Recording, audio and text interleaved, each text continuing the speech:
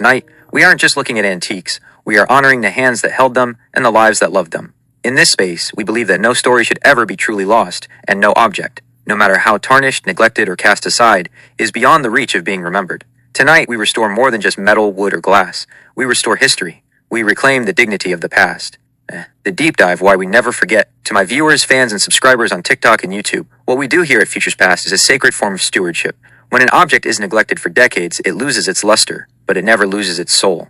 In the high-end world of provenance history, the story of an item, its provenance, is exactly what determines its true heart and its high-end retail value. The economics of the survivor.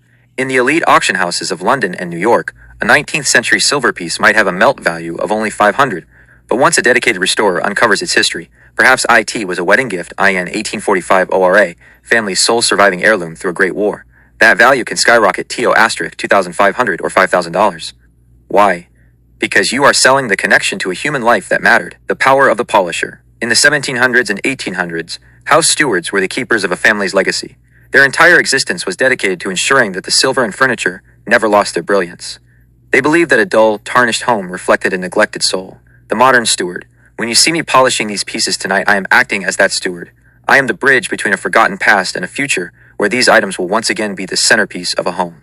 We don't just clean, we resurrect. Mourning and sentimental hair jewelry are some of the most misunderstood, yet deeply emotional and valuable pieces in the entire antique world. To your viewers on TikTok and YouTube, you are about to witness the restoration of a piece of human history that is literally made of a person's essence. Tonight, we are unboxing a piece of history that is as intimate as it is beautiful.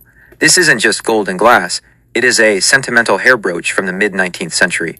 In a world that often forgets, this piece was designed to make sure someone was remembered forever. Tonight, we're going to clean away the decades of dust and bring back the dignity of the soul held within.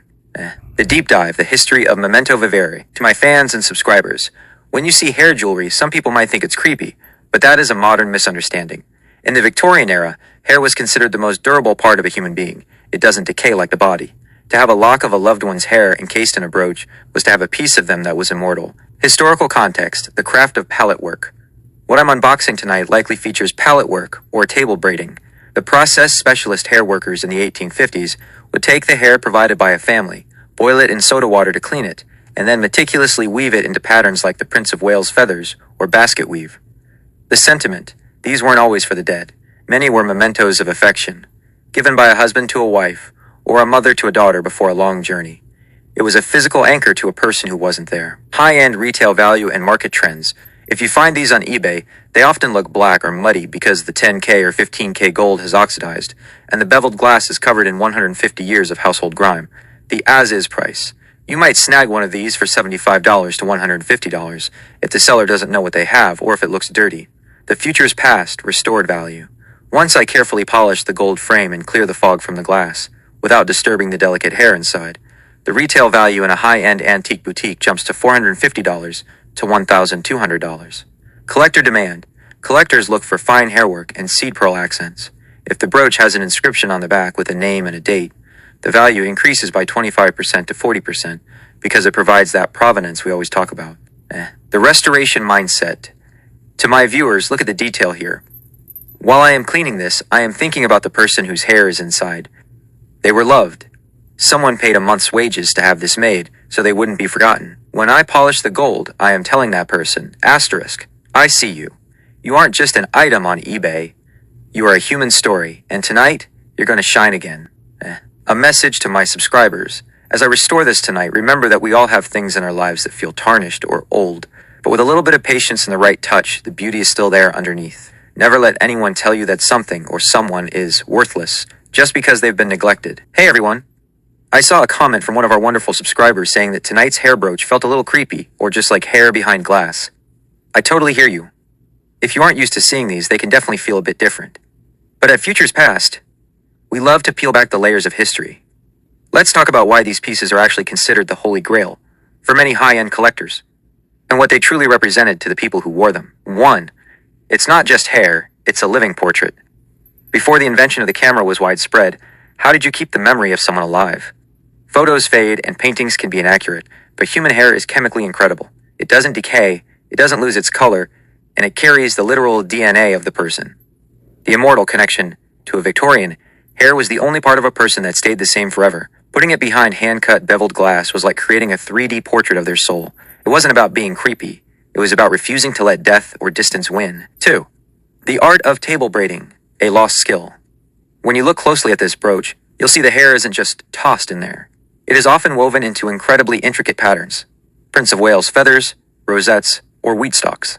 The technical detail. This was a professional trade.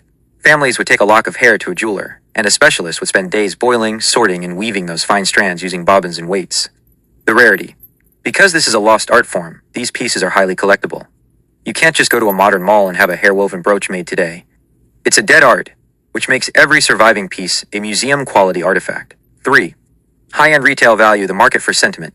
While some might see it as worthless, the antique market says otherwise. Collector demand. High-end collectors in London, Paris, and New York specifically hunt for these. A standard gold brooch might sell for its weight in gold, but a sentimental hair brooch with intricate palette work can sell for triple or quadruple that amount because of the artistry involved. The niche factor. It's true, it's not for everyone. But that's what makes antiquing so fun. Some people love 1920s Art Deco, and some people love 1850s sentimentalism. At Futures Past, we celebrate it all. 4. Memento vivere, remember to live. Many of these weren't actually for funerals.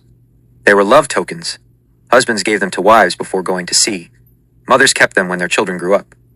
It was a way to say, even when we are apart, a piece of you is always over my heart. Closing thought for your subscriber. To my subscriber who commented, thank you for being honest. I love that we can have these conversations. It might feel a little unworldly at first, but when you hold one of these and realize you are touching a piece of a 150-year-old love story, it changes how you see it. It's not just hair, it's a heartbeat that refused to stop. I had to take a moment before we dive into tonight's restoration to address a comment from one of my wonderful subscribers. They mentioned that while they loved the jewelry I show, this particular piece, a Victorian hair brooch, felt a bit creepy to them, and that to their eyes, it's just hair behind a piece of glass. First off, I want to say thank you for being so honest.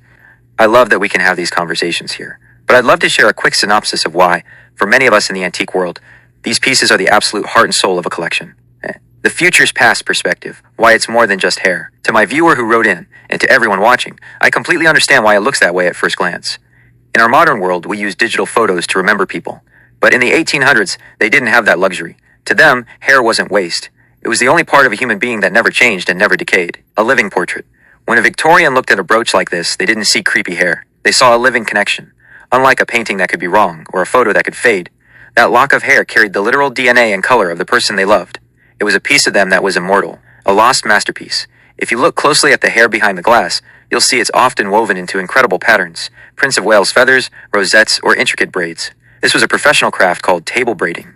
It took days of work by master artisans. Because this is a lost art form, these aren't just pieces of hair. They are museum-quality textile sculptures that we can't even replicate today. The heartbeat of history. Many of these weren't for funerals. They were love tokens, given between husbands and wives or parents and children.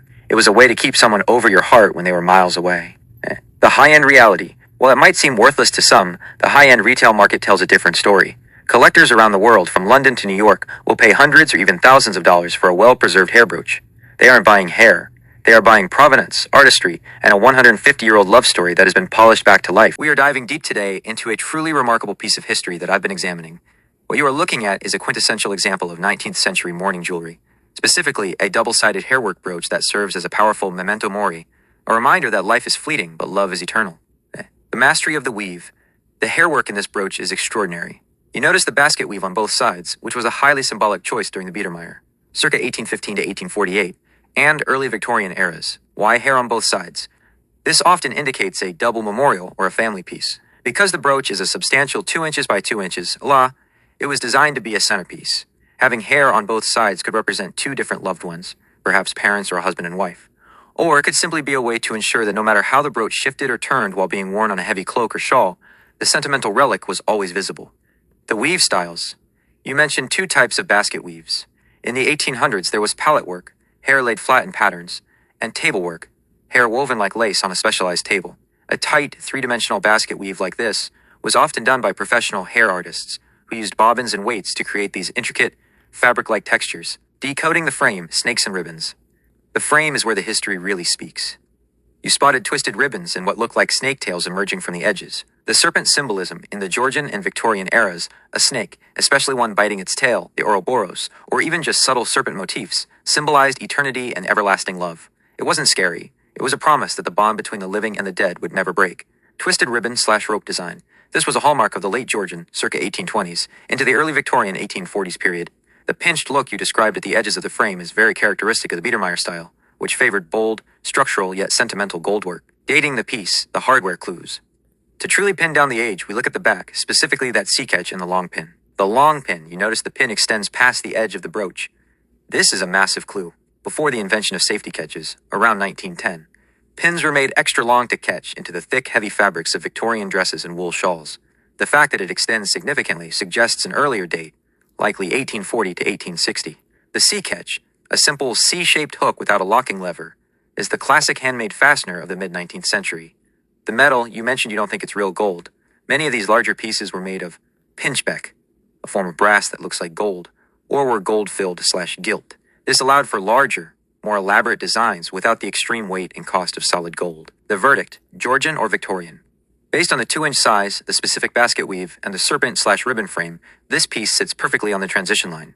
I would classify this as early Victorian, circa 1840s to 1850s, heavily influenced by the Biedermeier aesthetic. It is a stunning, high-end, sentimental treasure. Historical fact. Did you know that in the mid-1800s, hair jewelry became so popular that England was importing over 50 tons of human hair a year to keep up with the demand for these woven keepsakes? For a piece of this scale and complexity, the high-end retail value for an antique early Victorian or Biedermeier mourning brooch in gilt metal or pinchbeck typically ranges between $300 and $650. While the metal is not solid gold, the value is driven by the size. At 2 inches, it is much larger than standard lace pins, the rarity of the double-sided weave, and the intricate serpent and ribbon frame. Exceptionally well-preserved examples from high-end antique dealers can even push toward the $700 plus mark because of the artistry involved in the hair weaving. In the world of futures past, we don't just see the materials, we see the sentiment. What might look like glass and hair to one person is a sacred memento of a life lived to another. And that's the beauty of antiquing. There is a story for everyone. Thank you so much for the comment and for sparking such a great conversation. If you enjoyed this deep dive into the soul of history, please make sure to show some love. Thank you so much for watching Futures Past on TikTok and YouTube. Please hit the like, hit that subscribe button, and follow me for more videos as we continue to uncover the hidden value of the past.